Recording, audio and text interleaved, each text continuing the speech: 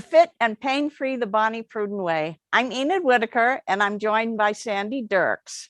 Our program each month will center around fitness pioneer Bonnie Pruden and her accomplishments, her method of exercise, and pain erasure the Bonnie Pruden way, or Bonnie Pruden myotherapy, which is a way to get rid of muscle-related pain. Join us as we begin each meeting with a few tension-relieving exercises.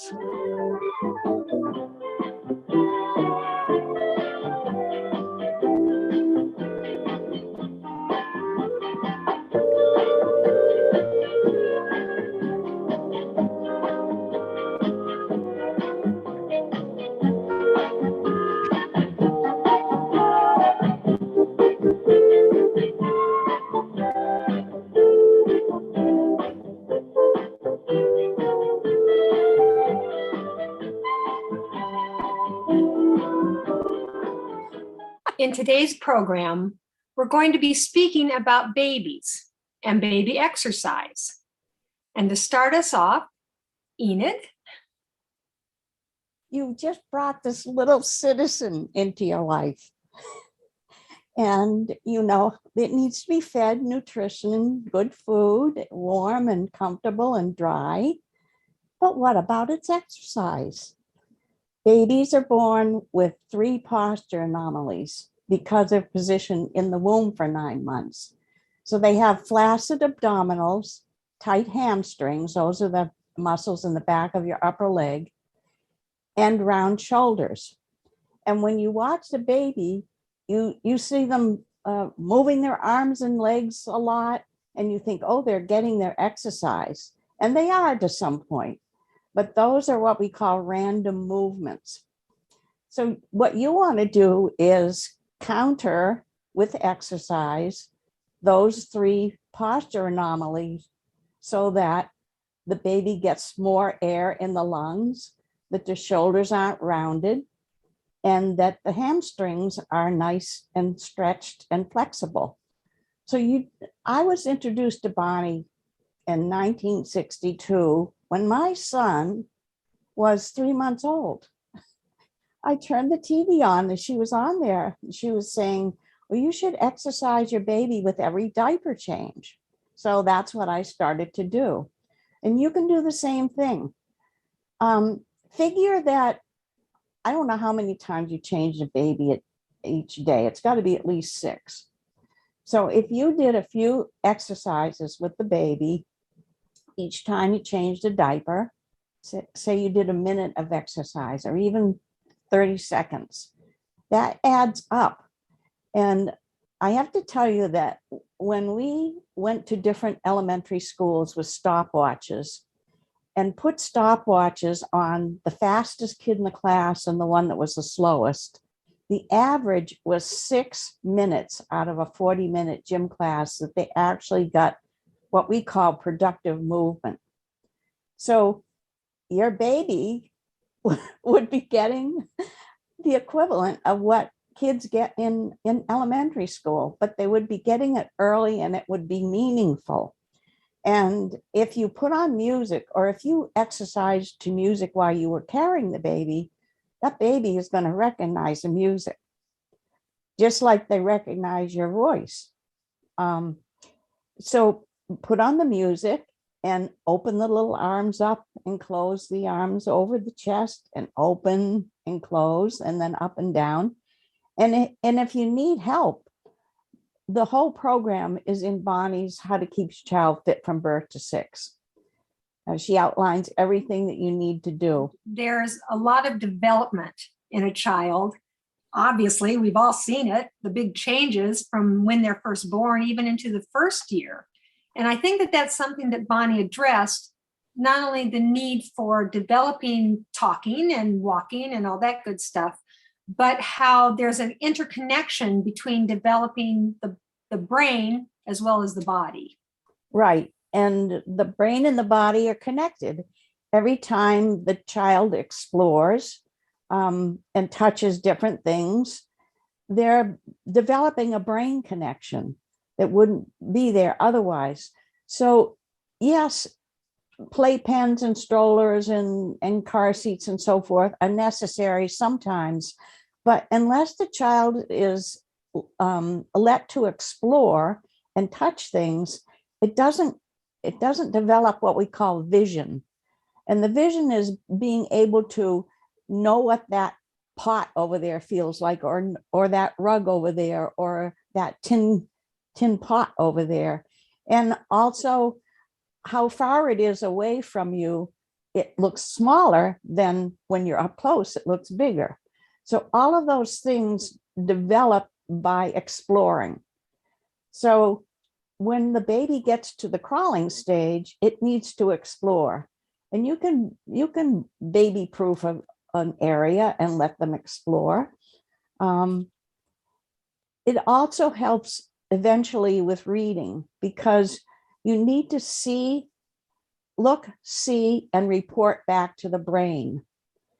And Bonnie worked with optometrists quite a bit. They invited her to their national conventions to speak because they had heard that she helped with reading. Your eyesight can be 20/20, but unless you've developed the vision, you may have trouble reading. So the program that Bonnie developed, and the different things like the sawhorses and the ladders and the balance beams, help to the child to look at the ladder, step over it, and report back so it wouldn't trip and fall.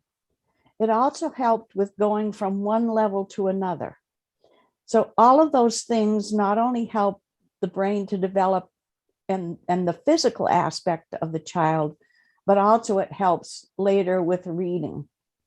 I understand that Bonnie actually did baby exercises in Sports Illustrated. Can you tell me what was that called and when did it start? Yeah, it started in 1960, and Sports Illustrated had been working with her quite a while, and she was a contributor to Sports Illustrated. And so they agreed, and she found a young couple with a newborn baby that agreed to start that baby at birth with her exercise program. So she launched Fitness from the Cradle in that issue of Sports Illustrated long time ago. I mentioned that I first came across Bonnie in 1962, and what she was promoting on that TV show was her record, Fitness for Baby and You, which was a combination of exercises for the mother, pre and postnatal, and then exercises for the baby, newborn, up through about 6 to 8 months, depending on the baby. And a couple of years ago, I found two mothers who were in their trimester. One was having a boy and one was having a girl. And I convinced them to follow Bonnie's program from the time the babies were born. And they agreed to do that. And then at 6 months, we videotaped them, filmed them, and now we have a nice film, Fitness for Baby and You. It's Bonnie's voiceover with the same music that she used on the record in 1962, but new babies doing the exercise. And we'll show you a little bit of that film. But if you have a baby in your life, doesn't matter whether you're an older sibling or an aunt or an uncle or a grandfather or grandmother, no matter who you are, take that baby and start early. You talked about, and Bonnie did too, about the importance of focusing on your child. You know, so very often when we go to the grocery store, there's a mother with a child and she's on her phone and not paying any attention to the baby. And so one of the things that we think is important is when you put that music on, the mother, go ahead. Yeah, the baby should have your undivided attention, and turn the damn phone off.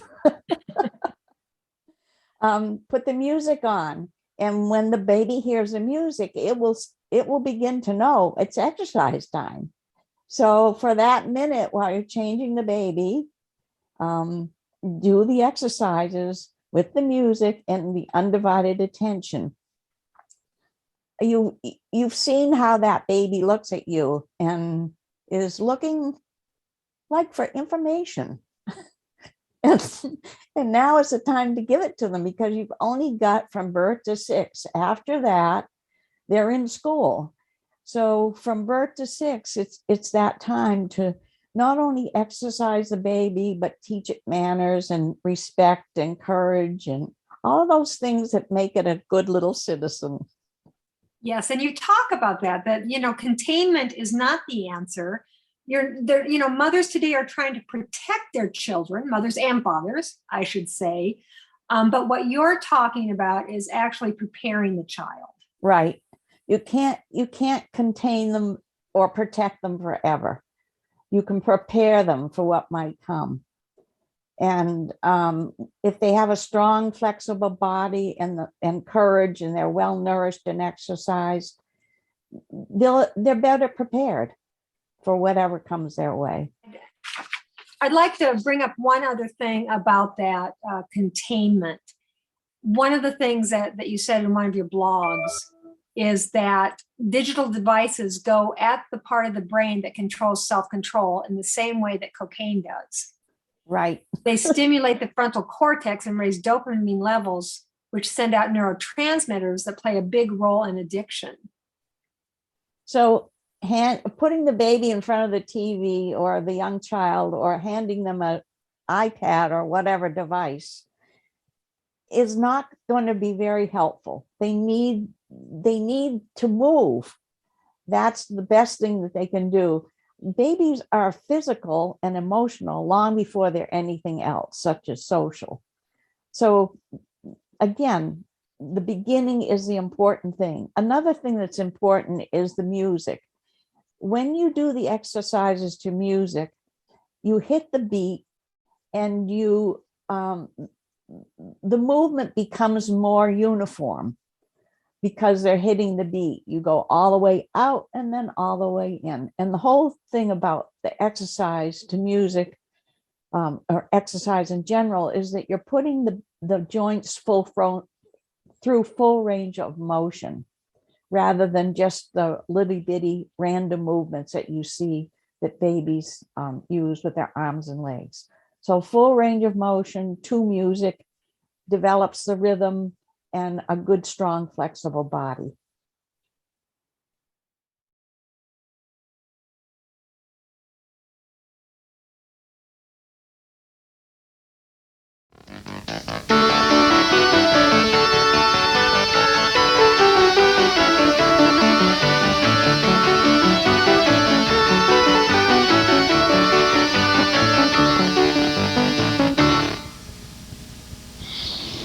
Now, Jessica, this little baby is just 4 days old. Now, you take a hand like that, take a finger. See, she'll hold on to your hand sooner or later. Right in, and now wide, open up. That gives her chest a little wider spread, and she gets more air. First we cross, and then we open, and then we cross, and then we open. Then we confuse you completely. That's good.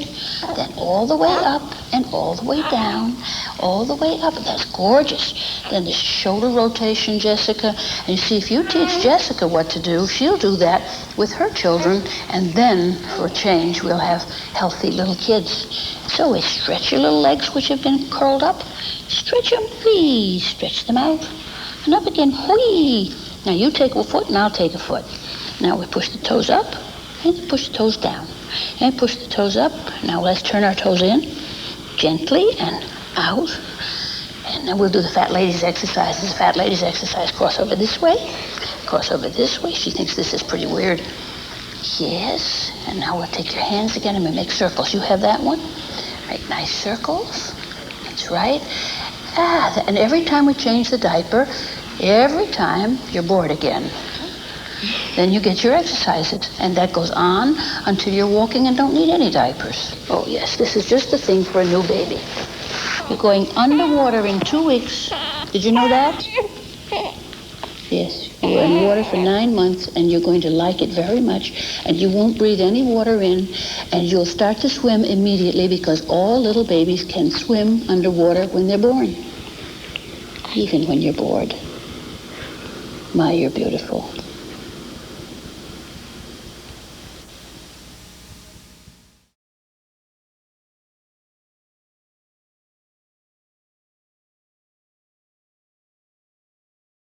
The exercises can become second nature.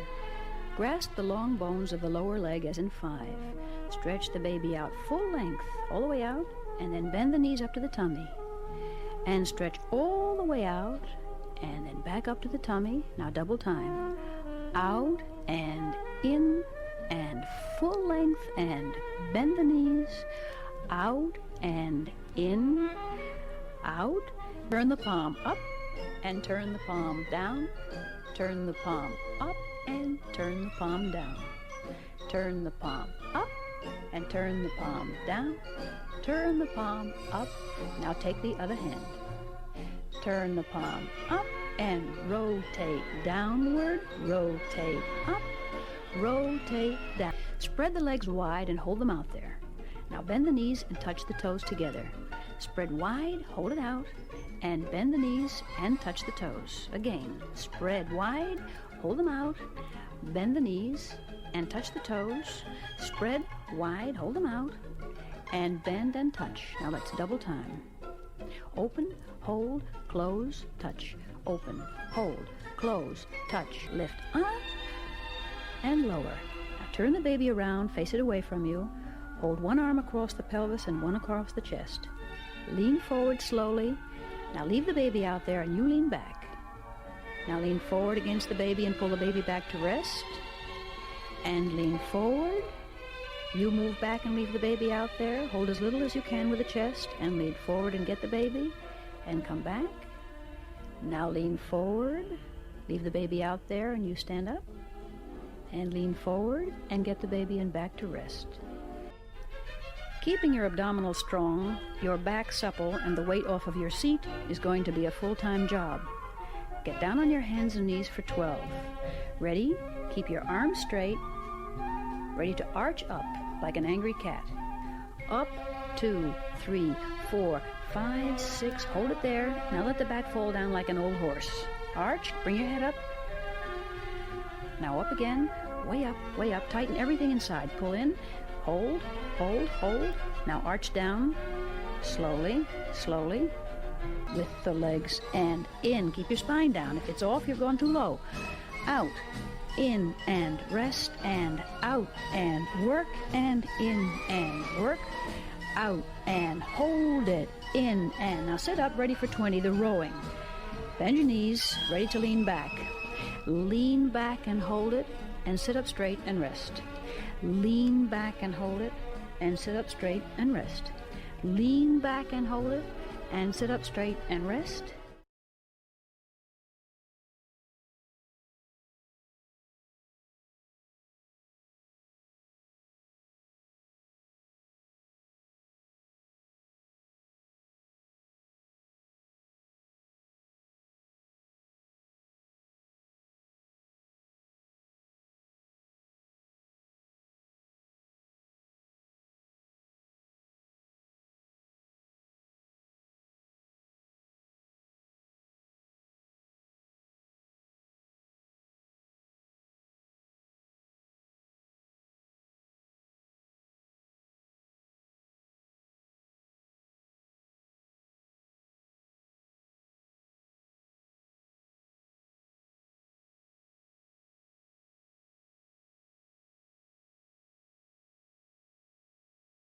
And Enid, what is our exercise of the month? It's the shoulder thrust, where you bring your shoulders forward, touch your wrists, and then all the way back and open up as far as you can. And forward and back. And because we all sit too much these days and get a lot of tension in this area, this will help to get rid of the tension, open up your chest muscles so that you won't be round shouldered. And also often we get tired or achy in our shoulder blades by the end of the day. And just stretching those out helps, and then opening up the chest and the pectoral muscles. Yes, and I always tell my patients, everything we do is in front of us. Right. So it's really natural, whether you're driving or on the computer or doing anything else, we all have a tendency to be round shouldered and leaning forward. So throughout the day, if you can give yourself a break, that will help with any tension or pain you might feel. Exactly.